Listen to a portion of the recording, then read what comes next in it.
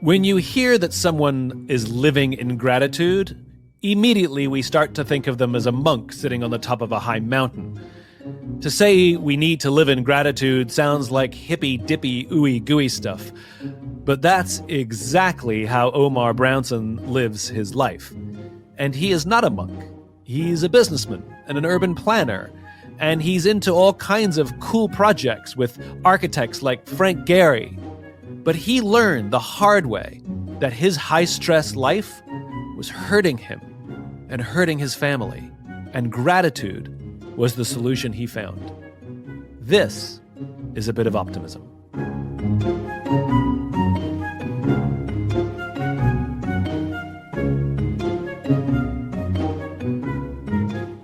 Omar Brownson, before we start an episode about gratitude, I think it's probably important that I start by asking you, what are you grateful for right now? What I always come to is just this moment, being able to take a breath, pause, and just notice that there's so much to be grateful for. Whether this moment with you, getting to meet you, the spontaneity, and yeah, I'm overwhelmed. When somebody says, "Do you have a gratitude practice?" It sounds a little hippy-dippy to a lot of people. And I think if we just change the words, instead of saying, "Do you have a gratitude practice?" simply ask the question, what are you grateful for? The thing that I've taken away since I've met you is to ask myself that question when I'm feeling good. That's obvious. I think we all sort of feel gratitude when we're in a good space. Oh my God, I love you. You're the best. But I think what I've taken away from you since I've met you is the ability to say, what am I grateful for in times when I'm struggling, in times when I'm not feeling my best? Is that part of a gratitude practice? What does gratitude practice mean? Well, I think that's absolutely the time when gratitude counts. And I think, as you said, anybody can be grateful for when times are good and things are going your way, the wind is behind your back. It's when you're facing the headwinds that I think the gratitude really kicks in and the power of it. Because it's, the brain has a biological bias to see the negative. And so learning to not be reactive to the brain and just being like, okay, wait a second, is this actually reality or am I falling into some bad habits here? How did you discover gratitude? So about 7 years ago, I was leading the large sort of scale transformation of the LA River. And yes, LA has a river. Not everybody knew. I didn't know when I first started that we had a river. When I first saw it, I thought it was like a sewage thing. Yeah, it was a concrete channel that was in Terminator, great chase scenes with Schwarzenegger. Actually, it's 300 million gallons of water that goes down the river a day. All to say, it's 51 miles, 1 million people live within a mile of the river. It's, to me, an opportunity to reimagine LA, the second largest city in America, with green infrastructure, right? Like, how do we bring nature and culture together? We were working with the architect Frank Gehry, and so it was high profile, lots of attention. If there's 1 million people, there's 3 million opinions. And I was stressed out as the founding executive director, and I received a fellowship to go travel. And I told the foundation that I wanted to do a silent retreat to begin that fellowship. So I spent 6 days up in Big Sur, and in all of that silence, I just realized how impatient of a human being I am. And at the end of 6 days, I got to talk to this monk about it. And he said, Omar, the root word in Latin for impatience is patis, which means to suffer. And he said, that's your burden to carry. And I was like, I don't really want that burden. And so how do I sort of do something differently? So I tried meditation, I tried mindfulness, but it was ultimately the practice of gratitude that helped me learn to pause and just not feel that energy of like, why aren't things moving fast enough? The obvious solution to impatience is to be patient, to learn patience, right? Yeah. And that didn't work for you. The sort of meditative, mindful, take a deep breath didn't work. And what helped you overcome the suffering of impatience was to discover gratitude. Yeah. I mean, and I think that part of it is meditation and mindfulness can be very head oriented. Gratitude is something you actually feel in your heart. It's an emotion. And so I think part of it, the challenge is that I was already kind of very logical, very rational. And that sort of logic, rational brain was trying to control everything. My fear came up around, how do I control everything that I don't know? That uncertainty, that unknown. In a large scale project that's thinking about the next 20, 30 years of Los Angeles, there's a lot of moving pieces. And at some point realizing, like, how do I let things go and be more present? That's actually an emotion, not sort of a way that the brain can think. Why is it that gratitude is the thing that helps you let go of that? It seems incongruous. Well, I think part of it is learning to actually feel your emotions without becoming your emotions. So when you're very kind of logic, you're like, you can rationalize your feelings, you can rationalize your emotions as opposed to feel them. And when you feel them, then you can actually let them go. And so you're like, oh, look, there's fear. Oh, look, there's anger. As soon as you're able to, I like to think of it as noticing and name something. So often what we do is we maybe notice what we're feeling, but oftentimes we don't name it. But by noticing and then naming, then all of a sudden it doesn't have sort of the same power over us. It's sort of like the fear of fear is greater than the fear itself. I learned this recently from Sarah Kubrick, the millennial therapist, how we don't do a good job of labeling our emotions. You know, when you ask somebody, how do you feel? It's usually good, bad, angry, happy, sad. That's about it, you know? Yep. And emotions are more complex. I always thought like emotions were like wild beasts. I imagine horses trampling through the prairie. And I know that, like, you know, I've gone to good schools because I've studied hard. I've ran and played sports because I could train my body. I never knew that I could actually train my emotions. I just thought you were either born with an amazing disposition and cool, calm, and collective, or you weren't. It's not something that we teach. And this is, I think, what's beautiful is that my daughters actually have social emotional learning in their schools. So they actually are learning mindfulness and meditation and gratitude. Those were not skills at all that we even talked about. I think you say it incredibly well, that it's not about soft skills, it's about human skills. Yeah, I hate the term soft skills. You know, in work, they always talk about hard skills and soft skills. Well, hard and soft are opposites. Yeah. And I would hate to think that the skills of being a good human being are the opposite of being a good worker. It proposes that we should suppress any humanity at work. And so I like to call them human skills, and I want to be good at my hard skills, and I want to be good at my human skills, and that makes me better at whatever I'm doing. When you asked me what human skills were, I would have said listening, effective confrontation, conflict resolution, how to give and receive feedback. These are the standard list of things I offer when somebody says, what are human skills? And I've just recently added gratitude. The skill of gratitude, I think, is a human skill that we don't practice. In some ways, instead of, I'd say, hard skills and human skills, one way I would think about it is technical skills versus adaptive skills.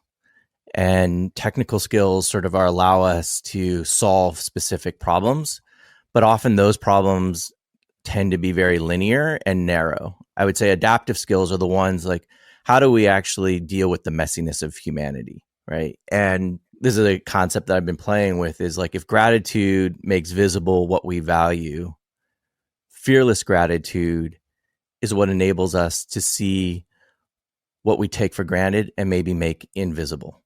And so when we can learn to kind of see what we make visible and to actually see what we make invisible or take for granted, then we're actually really, I think, in a place to be more present to all the challenges that life presents. Let me say it back to be clear that I understand. Gratitude is acknowledging the seen, the understood, the present.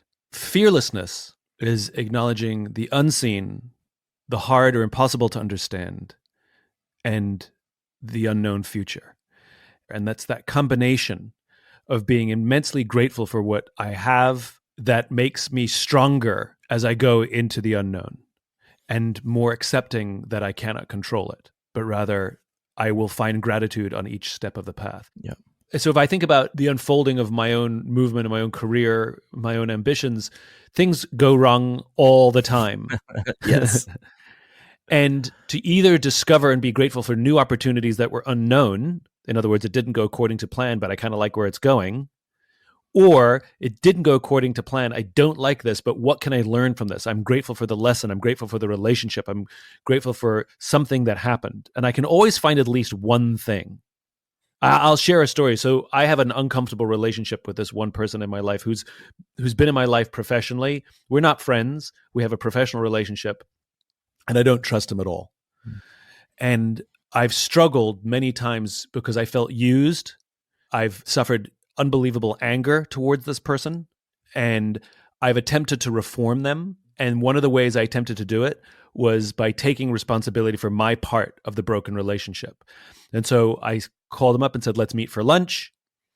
And we sat down and I said, I'm sorry. I didn't ask for anything in return. I just said, I'm sorry. And I went through the things that I'm sorry for, like being reactive, being inappropriate, whatever it was. And he just sat there. He didn't even acknowledge, he didn't say thank you. He just sort of nodded as if this is about time. And I realized I'm not reforming anything here. This relationship is so broken. The only way I got over that, because it was like everybody knew not to bring up his name because I would go off the handle, right? It was like such a trigger. Yeah. And where I learned to put that anger aside, where his name was no longer a trigger, was when I started to ask myself, what am I grateful for from that relationship? Mm-hmm. And I am grateful that I went on the journey to learn how to take accountability for my part, even if I didn't think that the other person was going to. I learned a skill set that I did not have because of that situation. I'm grateful also that I can accept someone's nature and not try to change it. Well, I think that acceptance is like one of the most powerful sort of pieces of it. One of my favorite quotes is Leo Tolstoy: everyone thinks about changing the world. No one thinks about changing themselves. Yeah. And that then, how do we reorient when it's like, okay, all I can do is actually control myself? This is where gratitude, like, how do we trigger our positive emotions so that we don't become triggered by our negative ones? And it's not that we don't feel the negative ones. It's just, how do we not become triggered by them? Like anger, just anger is a good feeling to acknowledge. Petty anger, not so good. It's not that those challenging moments don't go away. It's just what is your relationship to them now? We have to talk about how triggered we all are by each other. Whether it's vax versus no vax, mask versus no mask, left versus right, or this president versus that president. Somebody merely uttering their point of view can literally send somebody else into a tailspin. And by the way, I see it on both sides of the political equation. An intolerance that you simply acknowledge somebody's point of view on the other side, and it literally can send somebody into a rage, like me and that guy in my career. Like, it's such a trigger. And to say to oneself, what am I grateful for? To look inwards. I hear this with psychology students. I love asking people who major in psychology, why did you choose to major in psychology? And almost universally, the answer is, well, I want to understand other people so that I can understand myself. And what I've learned in my entire career is it's the exact opposite, which is the more you can understand yourself, the more you can understand other people. And that practice of gratitude, to go inwards to what you said, which is everybody wants to change the world, but nobody wants to change themselves. We're in a young generation that's very activist, very wants to change the world, which I admire and adore.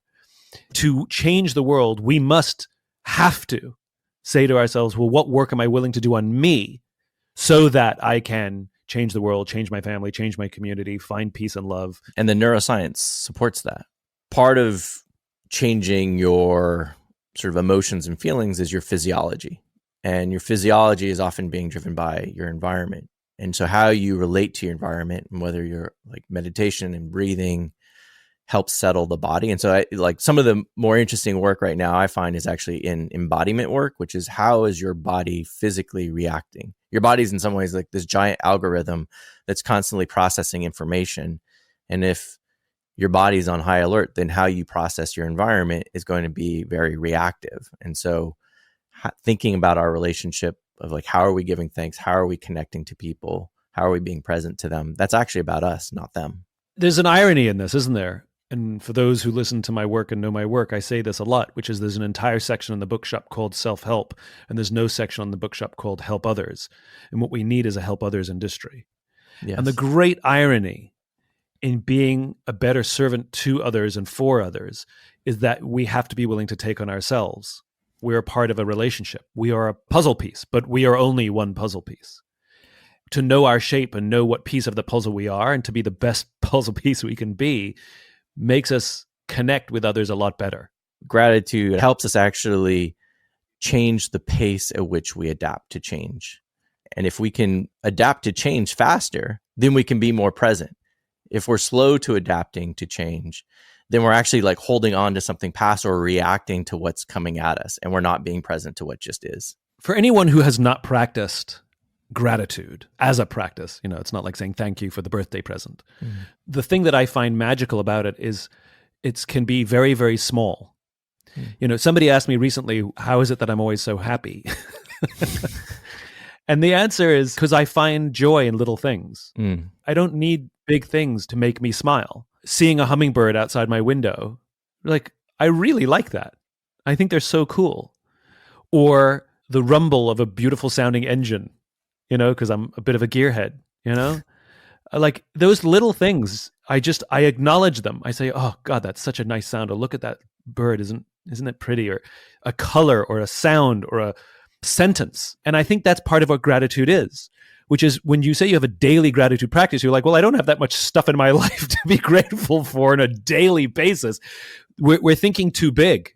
What I would say, you're not actually appreciating small things. What you're appreciating is specific things. Oh, I like that distinction. And when you appreciate specific things, then you're actually really being able to sort of see it unto itself. And so this actually came up in the last gratitude class, was the story of walking home with my youngest daughter. And she was telling me, she's like, Dad, I'm really grateful for this sidewalk. And I was like, why are you grateful for the sidewalk? And she says, well, if we didn't have the sidewalk, it means we would be walking in the street and that would be very unsafe. And so by having the sidewalk, we can walk home safely. And, and it brought up this poem that I remembered this specific line, that sidewalks are where errands and epiphanies can happen. And so when we can appreciate the mundane and the miraculous and just sort of be open to all of it, that's when we're actually noticing the world as it is, not as we want it to be or as it should be or, what it could be. Just this is the world as it is. And gratitude is just sort of like, how do we actually just sort of see the world as it is? How do we just notice what is there and appreciate it? When we talk about reconnecting with people who trigger us or we disagree with, and the Thanksgiving table, politics has entered the Thanksgiving table. For so many, they struggle to sit down with that uncle or that aunt that has different views to them for fear of somebody getting triggered. And sort of there are these deals that are made. We just won't bring it up. So avoidance is one strategy for sure. But I think what you're talking about is if we can find, and I'm going to use the word specific instead of small because I really like the distinction, find something specific to be grateful for in anything and everything that happens. For your daughter, she found safety in the sidewalk with her dad, which is, my goodness, so beautiful and poetic. That level of specificity, to be specific about the thing we're grateful for, that thing can be shared. That thing can be talked about and help someone else see the world in a different way. So now we're getting into the help others industry, right? Yes. So one of my favorite things to do is tell my friends the things that I'm grateful for in our friendships. I can't help it. It comes out all the time. And it reinforces these friendships over and over again. I have a friend who she and I have very, very, very different political points of view, where we represent the polar opposites of America. And yet she's one of my dearest and best friends in the world. And one of the things that we have found that helps us listen to each other is that we regularly tell each other what we're grateful for from each other. And that creates safe space for us to have difficult conversations because we have already acknowledged and built a very strong foundation for all the things we really, really are grateful for in each other. So it's not that we've avoided having difficult conversations. It's that we show up for those difficult conversations with deep love, respect, and gratitude for the other. And what I hear you saying also is that you're willing to listen, right? To hear and be heard, to see and be seen. And this is, I think, one of the fundamental challenges is that when we have disagreement, we make the other person feel invisible, right? And then because the other person then feels invisible, then they're like going to shout out or they're going to like go away. What you're doing is sort of showing that like, hey, I see you. Hey, I hear you. And that's what gratitude is an acknowledgement as opposed to just sort of taking those things for granted. And it goes in a very uncomfortable direction for some. And I learned this from Dia Khan, the BAFTA and Emmy award-winning documentarian, where she said, we all have this desire to feel seen and feel understood and feel heard. And unfortunately, you're going to struggle to find those feelings unless you're willing to show them to another first. What I appreciate you're saying is you're acknowledging other people's feelings and emotions. And it's hard to do that if you can't even do that for yourself, right? Like if you can't even sort of acknowledge not just the joy, but the pain, the anger, the full suite of emotions that we have. If you can't even acknowledge that for yourself, it's going to be really hard to acknowledge in other people. And we become self-righteous about it, right? Well, they should go first. They should listen to me. I'm the one who's not heard. I'm the one who's not understood. And we don't just see this play out in big political discussions, but we see this play out at work between employees and employers. We can create victims out of ourselves. What have they done to me? And it goes both ways. It just plays to that theme that we are not in any of this alone. Like we don't go through career alone. We don't go through life alone. You can't go through relationships alone. You can't even walk down the street alone. At some point, whether you like it or not, you're going to have to interact with people, sometimes substantively and sometimes innocuously, but you're going to have to do it. So expecting the world to fawn or fall over to make us feel seen, heard, understood, happy, safe, grateful, it's an impossible standard. And that goes back to that psychology misunderstanding. The better I can understand myself, the better I can learn to make others feel seen, heard, understood, the better they will be equipped to make me feel the same. And this is what the help others industry is all about. The help others industry isn't about martyrdom. It's not about this excessive amount of giving to the point of self-pain. That's not what this is. The whole point of the help others industry is initiative. That's it. Right. That I will choose to go first. That's all it is. Right. I will acknowledge another because I want to be acknowledged. I will hear another because I want to be heard. I will forgive another because I want to be forgiven. Yeah. This is why giving is receiving. And this is why giving is receiving. I mean, it's so corny, right? Yeah. And this is what I think is important about your work is you're spiritual-ish in the way you talk about this stuff. That's perfect. Yes. Ish. You're spiritual-ish in the way you talk about it. So it's not alienating to those who find the stuff deeply spiritual, but at the same time, it's not alienating to those who find the stuff non-spiritual. Right.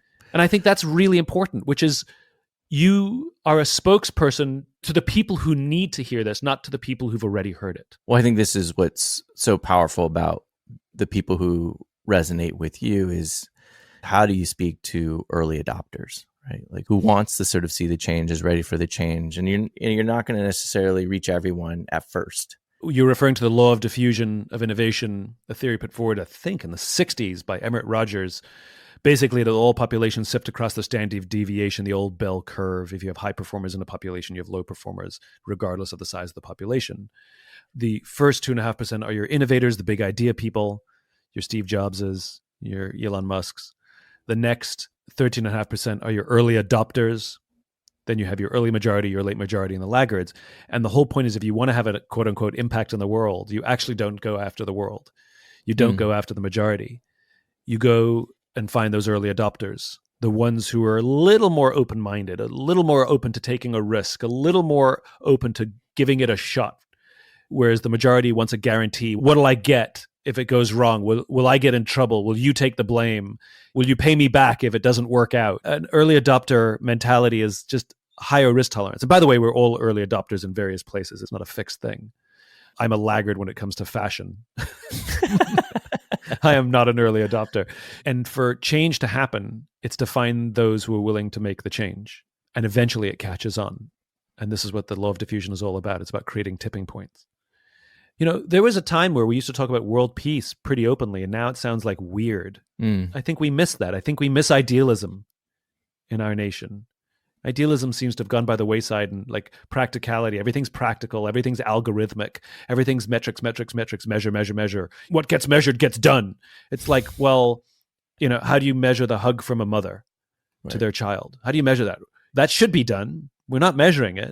It's kind of important. Not everything has a metric, but we know that these things are important. I think that's reconnecting with these things. And this goes back to your point of the unknown and the fearlessness, which is I'm going to do this thing because it's the right thing to do, even though I don't know exactly right now, but I'll find out later, and then I'll be grateful for it. Well, that's dealing with those fears and what is scary. I get a kick out of technology, how reliant we are on such imperfect technology in this modern world. Our cell phones are constantly dropping signal.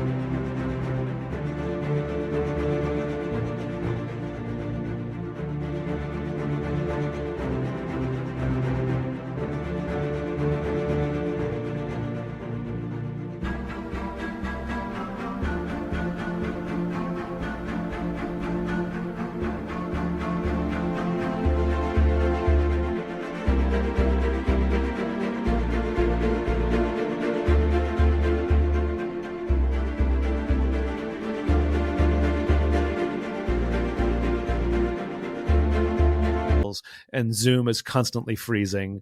And, this stuff mostly works.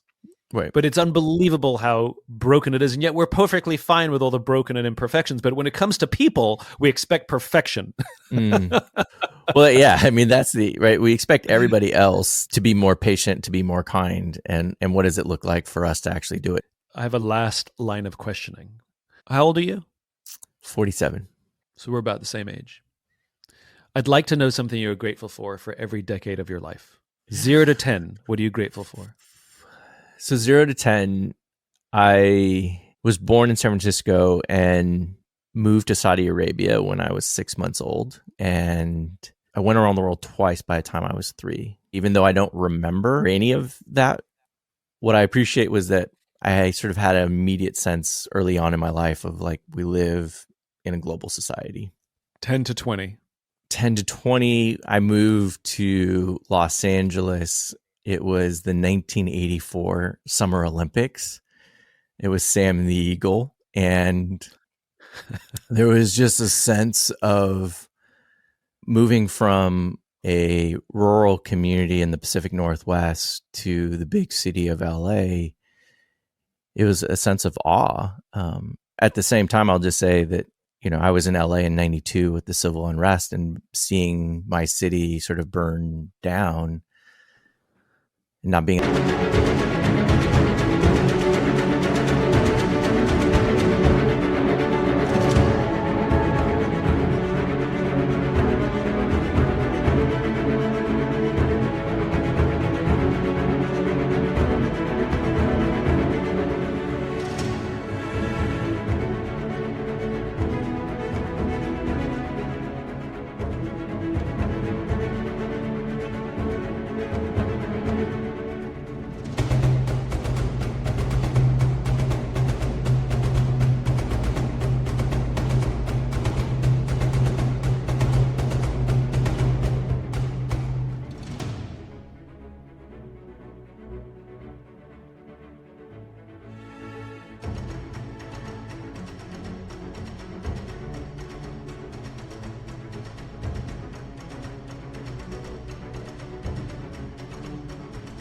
I'll see the end of my block because there was so much smoke in the street. And I learned early on that democracy is fragile and cities are fragile. And so to not take them for granted. 20 to 30. I think 20s to 30s was learning that I could actually build things and getting sort of a sense that that idea of wanting to build the world that I wanted to live in, that I could actually do it. And so beginning to be in real estate and like actually physically building things that I could contribute and make a mark was pretty exciting. 30 to 40. That is definitely kids. There would be no gratitude practice but for having kids and learning that they move at their own speed. And I can either learn to adapt or be unhappy. And so I was like, okay, my heart is going to have to become bigger if I want to be the parent that I want to be. And so, yeah, I would say my wife, who having an incredible partner and then having 2 kids that really are teaching me how to be a better human. 40 to now. I think moving from just building things to now building companies and really being able to, how do you not just do the work, but create the conditions for the things that you want to see happen and be in collaboration with other people. I think the other sort of piece that I'm starting to really begin to appreciate is just my own creativity and art. So it's not just sort of like a business mindset or social good, but what does it mean to tap into more creative energy? I'm becoming more and more firmly believing in the power of metaphor. And so that sort of long horizon that's in front of us, what are we picturing that's there? And how do we actually sort of move towards that, or it move towards us? And what is that metaphor in our life that we're going to be connected to? So your gratitude journey in decades is gratitude for the world and appreciation for the fact that there's more than one point of view, a sense of awe that came. And in that awe, a sense of all of that is great and big is also incredibly fragile. There is the ability to build the world you want to build in this fragile world, coming right down to your family, that you have a choice to build in how you build, that it is just as fragile as everything else, and there's a responsibility that then moves into a sense of rebuilding and creativity. And this gratitude journey that you've been on since the day you were born is this relationship of big and fragile and responsibility in those things, that we can do big things and the world is big, but my goodness, we each have a responsibility to hold it up. Otherwise things will break, whether it's society at large, the world at large, or just how our family dynamics, that we have a role to play and we have to be creative in all of that. I have to bring you back in a few years so that we can talk about the next decade.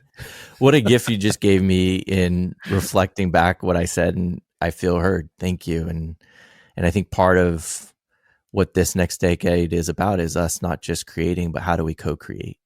I think that's in many ways the platform that you are helping to create and unleash is like, it's not just about one person, but it's about many people. And how do we actually all sort of pull together? Omar, you are as magical now as the moment I first talked to you. And I never do this. I never use this as a platform to plug. But if you're interested in Omar's work, please go check it out because you'll be grateful. Whether you want to go check out his stuff on his website, which is in the link below, or if you want to check out the course he teaches on our platform, you can check that out. I think we need a little more gratitude in this world. My temptation is to say a lot, but it really is a little. It's specific. It's specific. We need a specific amount of gratitude in this world. Omar, thank you so much. Truly enjoy. Thank you so much.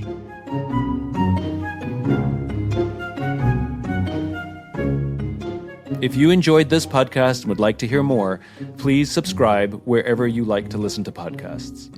Until then, take care of yourself. Take care of each other.